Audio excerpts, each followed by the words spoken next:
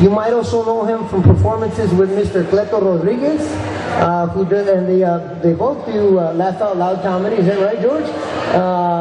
Very funny man. He's also he's a struggling diabetic. So he's going to mix it up. He's going to tell you a little bit about his story, because the real reason we're here is to try to help the American Diabetes Association raise some money for their Step Out Walk to stop diabetes. From the information given to me, about 26 million people in the United States suffer from diabetes, and it's a disease that doesn't discriminate.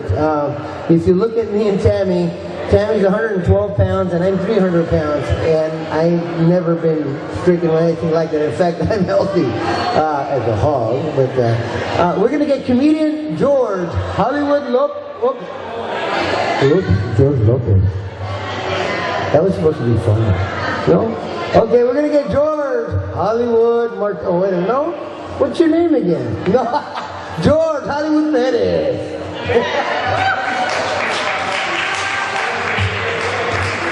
All right. Yeah, it's George Hollywood Perez.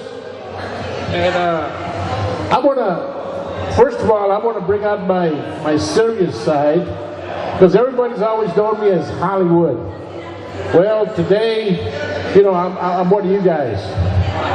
I never went to AA or anything, but I heard that when you first go to AA, and they go, "My name is George Perez, and I'm a diabetic." Any diabetics here? Huh? Really? Diabetics? Raise your hand. Okay. Well, hey, like Jeff said, there's 26 million, and we are one of the fattest cities in the United States. We have great food. But I'm also in stage 4 renal disease.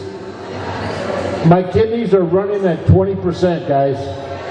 Hey, but I don't let, at first, when I first found out, I was like most of you guys.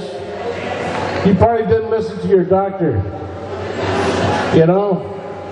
And me, hey, back in '84, my doctor told me I was borderline diabetic. I was living the vida loca. I was 33 years old. I thought I was Superman. Well, now I'm 60 years old, and I found out I'm not Superman. But hey, let me look through my notes here, guys. This is some new stuff for me, because I'm usually trying to be funny, but today, I want to be, like I said, I'm going to be serious. Let me see here. So I gave you that, and of course, I was born in the 50s, but I grew up in the 60s. Back in the 60s, it was just the Just Say Yes generation. Back then, it was cool to say yes. Now, you got to say no. Because, growing up, they used to always tell me, stay away from needles. Stay away from needles. La tecates, Well, today, I couldn't do without needles. I have to use needles 4 or 5 times a day. Not for heroin, for insulin. I got short and long lasting. I mean, here, hey, thank God that I got a little bit of fat around my stomach, because it's easy to give yourself a shot in your tummy. Okay. You ever see the series? I used to love the CBS Numbers. I've always been a numbers guy. Now I have to count my numbers. I gotta check my number of calories. And then I used to roll a lot of numbers. That was in the past, okay? Okay. Let me see here. You know, us Hispanics, or I don't know about you, Pete, but when we go to the grocery store, we never read labels. We just go over there to H-E-B or Piggly Wiggly, or there used to be at Albertsons. We never read labels. Well, thank God my wife reads labels. 4 years ago, they put a fistula in my left hand. I was about 6 months away from dialysis. Now I'm years away from dialysis because I'm starting to read labels. I'm starting to exercise. I'm trying to be active. When I first found out that I was sick, I got depressed.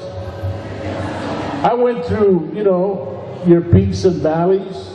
But then all of a sudden, after 5 years, I started to say, hey, I feel good.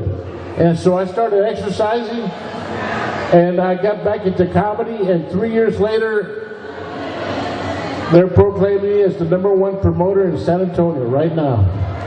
But hey, a lot of work, and of course, a lot of help from my wife. It's been tough. I mean, you know, I got to take 20 pills a day and 4 to 5 shots of insulin. If not, I wouldn't be here. So, hey, I mean, the bottom line is if I can do it, you guys can do it too, okay? I mean, you know, it's tough. But, you know, I'm living my dream. I mean, I've always wanted to do comedy, but it's been helping me, okay? And I enjoy this, you know. And I didn't want to do this, but it's coming from the heart. And you know, if I can help people, you know, just be active, okay? All right. Enough of that.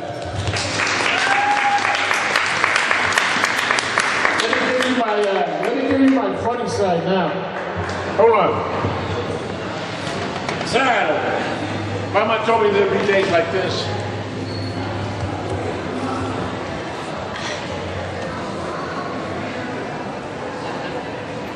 And this is real, okay? From the heart. Okay, guys.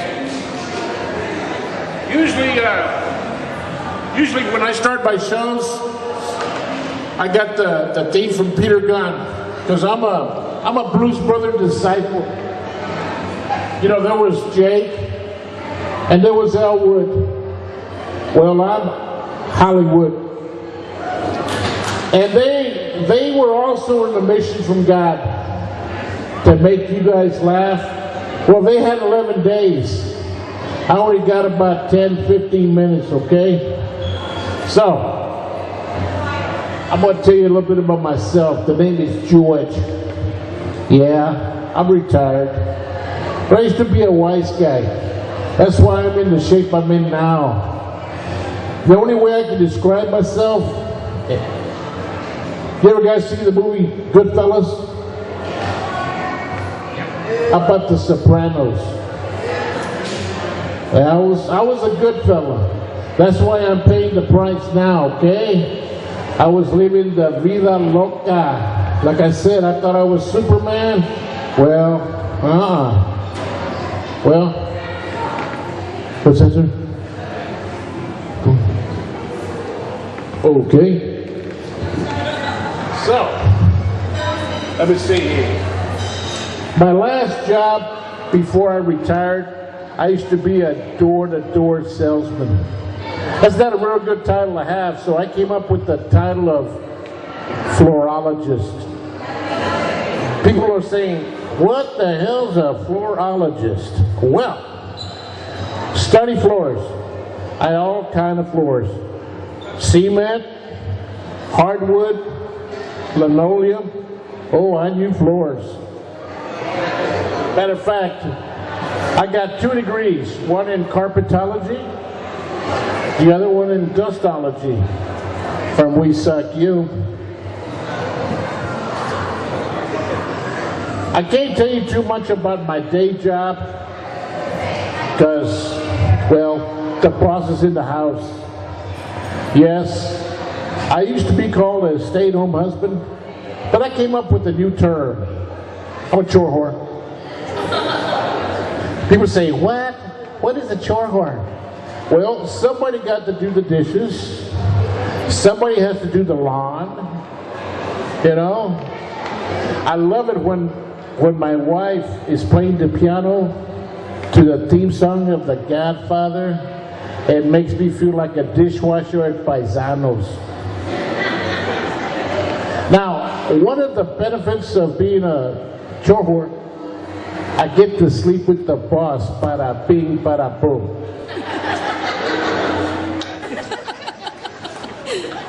Okay. Come on, it's like my rock star pose, and I'm getting a cramp. I got it. Go that way. All right. Since no one's laughing, give it up for all the artists. Yeah! And the jugglers. Yeah. Any jugglers here? You know, I always wanted to be an artist. But then, of course, my teacher in 3rd grade said, forget that. What happened? Because I couldn't follow, I couldn't stay inside the lines. And she goes, you gotta use your imagination to be an artist. I'm gonna tell you right now, artists are a different breed. Yeah, they are. I'll be honest. And they know who they are. Because you have to understand something. I went to an art show one time, and I wanted to fit in, because they're like on another level. So I saw this guy, this artist was standing by his art, and it was an empty plate. An empty plate. And this is me trying to be, you know, blend in. I'm like, you know, I see what you're doing here. I see the contrast of the concept of the idea of going to say, you know what? This is the emptiness in my life.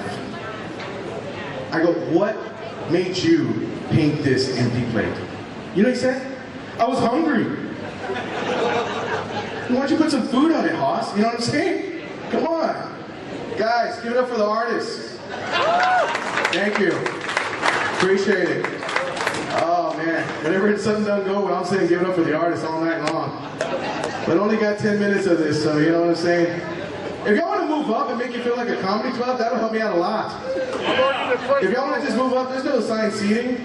Matter of fact, come on up here, guys. Don't stand back there. Come on up. Come on, make it fast. I only got 5 more minutes. Let's go. No, not you, sir. You stay back. Matter of fact, we need to rest him. This one here. Come on up, folks. Come on up. We're not gonna make you bite anything. Come on up. Oi, oi, it's not you. What is this, a sidewalk? Hello? Oh, now it's a duo act. All right, cool. Yeah, go ahead, Jeff. So, knock, knock. Knock, knock. Who's there? So, Jeff, tell us a little bit about this. Tell us a little bit about what's going on today. Cleto Rodriguez is doing comedy. Well, I don't know if that's what you call it, but I got to be honest, guys. I'm very excited about getting. I just got back from doing a gig in Detroit. Have you heard of it? Yo, Motown. Yeah, Motown. That's right. I was doing a gig for Borders Books, and it was funny when they called me up to do the gig. They said, "Mr. Rodriguez, are you familiar with Borders?" Nice, thank you. Give it up for the artists. Yeah. Not only that, I was on tour and I was in Boston. Anybody from Boston? You're from Boston? Yeah? They thought I was the weirdo with the accent. Me! In Boston! Have you ever heard Bostonian people speak? Hey, we're gonna go park the car, have a yacht. We're gonna go park the car, have a yacht. I don't even know if that's English. The guy comes up to me and goes, hey, after the show, we're gonna take it as after party. I said, cool. He comes up to me, the driver comes up and he goes, hey buddy, after the show, we're gonna take it to the party. Excuse me? Yeah, we're gonna take it to the party. We're gonna have fun at the party together. I already went, Dad, thanks, I don't need to go again, you know what I'm saying? I go to Boston with a onesie and a pull-up on, you know what I mean? Then I was in Chicago. That was crazy. Anybody ever been to Chicago? Yeah. Chi-Town. Yeah, boy. Give it up for the artists. And I was in Chicago, and I told my buddy, the promoter, I said, hey, Mike, I ain't never been to Chicago. He goes, don't worry, bro. I'm going to take you to all the sites. I said, cool. He goes, you see that alley right there? That's where they killed John Dillinger. See that building over there? That's where they had the St. Valentine's Day massacre. I go, hey, you got any non-violent spots you can take me to? You know where he takes me? Wrigley Field. I go, hey, don't the Cubs get killed here every week? Cow. Make sure to check out the bird's nest over there. What is it? The bird, what is it? Cages? No. Bird, what is it? Houses? Bird houses. There you go, bird houses. All right. Don't worry, I'm gonna work the room. All right. Get some clothes and jewelry right over here, folks, right here. Don't worry, it's all free. No sponsorship. If you want to pay me later, it's fine. Okay. Sirs, check it up the Facebook. All right, great. Thanks for tuning in. All right. Don't worry about him. If it wasn't for that man right there, I would not be here then. I mean it. Yeah, he was my ride. So let's move on. Boom! All right. Jugglers in the house. All right, okay. So anyway, so I'm in Chicago, right? And this is Wrigley Field, so I need a picture for Facebook, you know? This is history. Well, I kid you not, I can't even write this, all right?